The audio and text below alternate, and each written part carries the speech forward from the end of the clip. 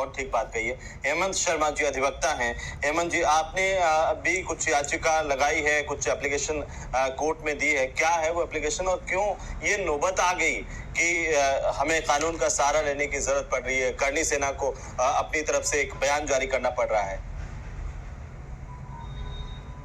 हेमंत जी, जैसा आपने बताया कि कहीं भी कुछ भी हो, वो संवैधानिक रूप से उसका कार्य करना चाहिए। हम किसी को धमकी नहीं दे रहे, हम ये नहीं कर रहे कि हम ये कर देंगे वो कर देंगे। आज कोई भी पार्टी कैसी भी बात कर रही है कि ऐसा किया जाना चाहिए, हमने उनके खिलाफ एक थाने में परिवाद दिया है कि ये लोग देश में अश्लीलता फैला रहे हैं, अश्लीलता की हदों को पार कर रहे हैं। इसी के साथ हमने आपके चैनल के माध्यम से पूरी जनता को जागरूक करने का काम किया कि भाई ये गलत हो रहा है इस देश में, आप सब जागिए। तब जाकर के आज ये बयान सुनने को मिल रहे हैं कि हम इनको रोक देंगे। हमने सुबह ही कोटा कलेक्टर को मुख्यमंत्री के नाम ज्ञापन दे दिया था कि आप हमारी रिपोर्ट पर संज्ञान लें और उस यूट्यूबर को के प्रोग्राम को आप कैंसिल करवाएं और उसकी गिरफ्तारी सुनिश्चित करें। यहाँ पे हमें राजनीति नहीं करनी है, यहाँ पे हमें देश के युवाओं का भविष्य बचाने के लिए कार्य करना है।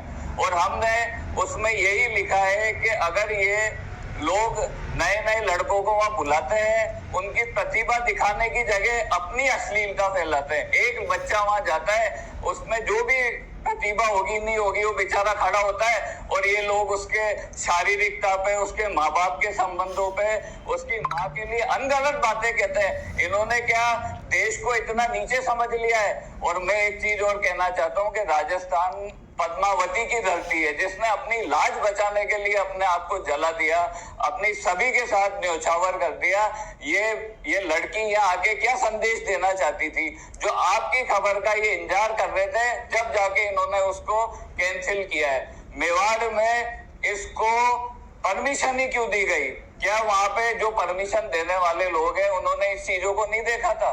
पर्यटन विभाग सरकार का विभाग है, कोई मामूली बात है क्या कि एक देश का मुख्यमंत्री देवेंद्र जी फडणवीस इस पे प्रसंज्ञान ले रहे हैं, उनकी गिरफ्तारी करवा रहे हैं, और एक दूसरी राजस्थान सरकार के मुख्यमंत्री जो इस पे मौन धारण करके बैठे हुए हैं और इनको इंतजार कर रहे हैं कि कोई याचिका लगाए, कोई कुछ करे, जब हम इसको करेंगे। Hemant ji, I have an objection on this. नहीं, ये गलत बात है।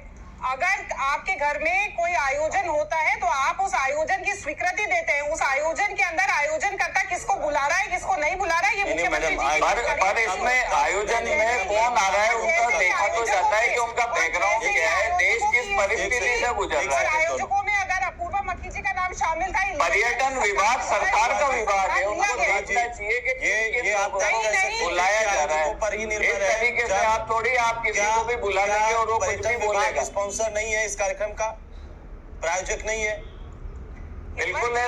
और प्रायोजक की जिम्मेदारी नहीं होती है कि कौन आ रहा है कौन नहीं आ रहा है। उस अवार्ड फंक्शन के अंदर कौन सहभागिता निभाने आ रहा है, कौन निभाने नहीं आ रहा है, ये सूचियां पहले ही दिन नहीं आ जाती हैं, ये फेज वाइज आती है। और फिर तो क्या, फिर तो कोई प्रोग्राम बनने के समय पैसे तो सरकार के लग रहे हैं ना मैडम। पार्टी के प्रवक्ता होने के नाते यहाँ बैठ के फिर पुनः आपको ये रिपीट कर रही हूँ कि इससे पहले भारतीय जनता पार्टी ने संज्ञान लिया कि ऐसी अमर्यादित और असंस्कारित महिला के कदम जो है वो राजस्थान की धरा पर नहीं पड़ने चाहिए। ये अच्छी बात है, हमारी सरकार इसके कृत संकल्पित है और खड़ी है। अच्छी बात है कि आप देर से जागे, लेकिन सवाल तो है ना कि आपने पहले क्यों नहीं ध्यान दिया कि ऐसे ऐसे लोग जो है वो इसमें शो में इन्वाइट किए जा रहे हैं, क्योंकि पैसा तो सरकार का लग रहा है, पैसा प्रायोजक के नाते, स्पॉन्सरशिप के नाते सरकार का है और वो राजस्थान के जनता के लोगों का है। इसलिए राजस्थान की महाराष्ट्र की सरकार ने अगर सरकार ने लिया था, तो जब राजस्थान के अधिकारी, मैं तो कह रहा हूँ श्याम रंगीला में क्या कमी है, इतनी अच्छी कॉमेडी करते हैं आप, अपने राजस्थान के कॉमेडियंस को प्रमोट कीजिए,